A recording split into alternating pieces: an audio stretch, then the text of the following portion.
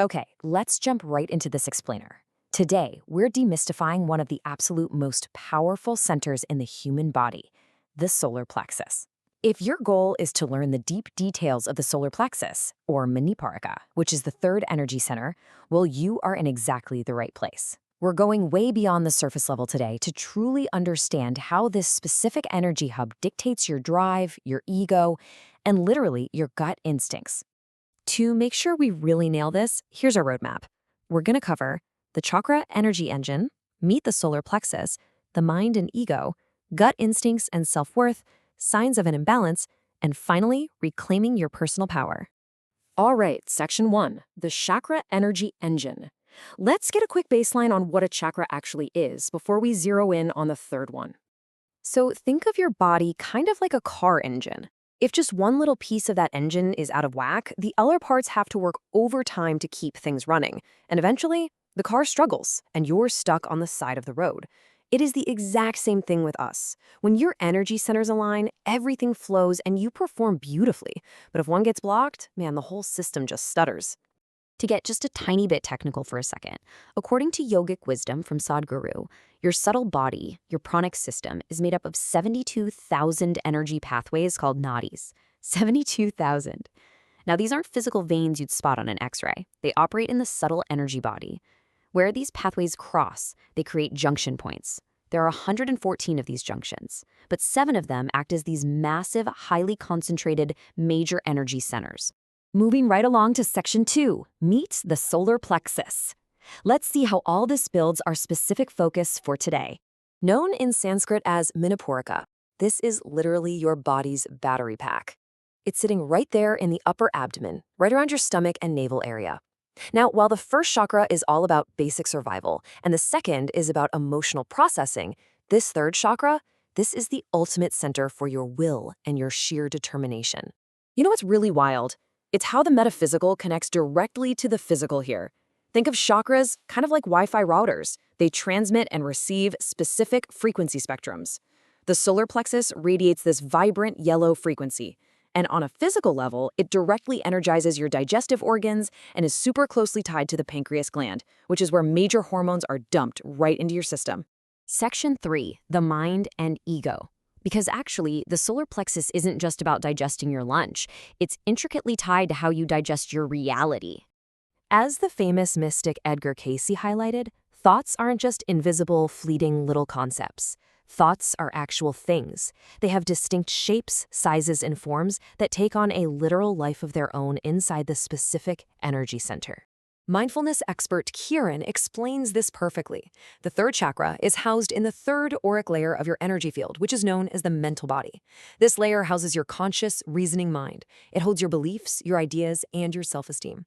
But most importantly, it acts as the filtering lens of your ego. It dictates exactly how you perceive the world and how you process the millions of bits of information thrown at you every single day. The big takeaway here is that when your energy is dominant in the solar plexus, you become highly action-oriented. Like Sadhguru notes, you become a true doer in the world. People with highly active solar plexus energies, they're the ones making things happen out there. They are the driven business leaders, the politicians, the organizers. It's where self-preservation meets the raw will to act. Which brings us to section 4, gut instincts and self-worth. Let's shift gears and look at how this physical and mental engine actually feels as you go about your day. Prepare to have your mind blown for a second. Roughly 90% of your body's serotonin, the feel-good, happy hormone, is produced right here in your gut, not in your brain. Your gut is literally teeming with trillions of microbes that are communicating directly with your mind.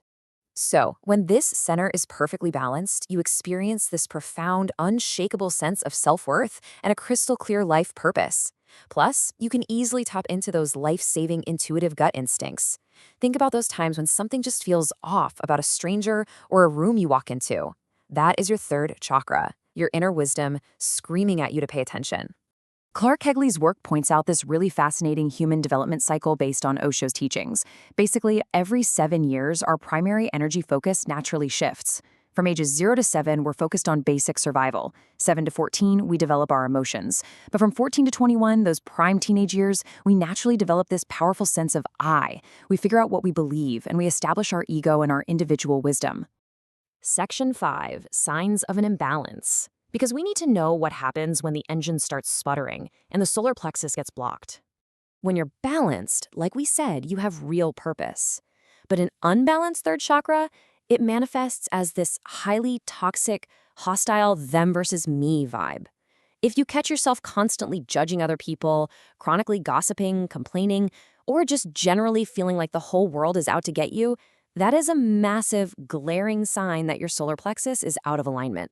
Because your thoughts are being filtered through the lens of your ego, unhealed trauma in this layer literally colors your entire worldview. It twists your thoughts into negative possessions. You might find yourself battling intense emotions, things like unchecked pride, crippling laziness, or deep consuming envy and greed. Honestly, it's just your ego running completely unchecked. Finally, Section 6, Reclaiming Your Personal Power.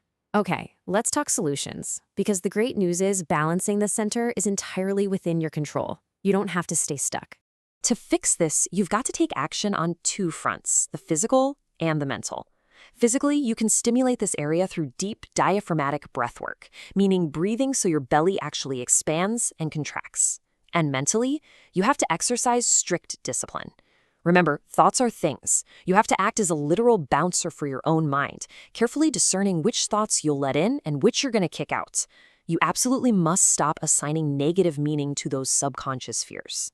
The solar plexus is your ultimate center of personal power, but it requires conscious, active management. So, I'm going to leave you with this provocative question to chew on today.